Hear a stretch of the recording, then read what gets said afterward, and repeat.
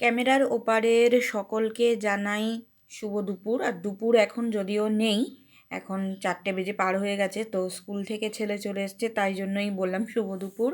আজকে আমাদের লাঞ্চের থালাটা একটু স্পেশাল, কালকে ইন্ডিয়া জিতে গেছে, তো সেমিফাইনালে চলে গেছে। তো আমার ছেলের সেই জন্য একটুখানি ভালো খাবারের ইচ্ছা হয়েছে। তো আজকে করেছি এখানে ভাত, আলু ভাজা, মাছ ভাজা, বেগুন ভাজা, আর এখানে আছে মুসুর ডাল। আজকে মিষ্টি মুসুর ডাল করেছি 5 ফোড়ন দিয়ে।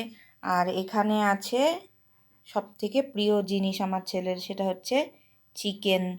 আজকে বেশ ঝোল করে করিনি, একটু গামাখা গামাখা করেছি। তো এবার আমরা এখন 4টে বেজে পার হয়ে গেছে, এখন লাঞ্চ করতে বসছি।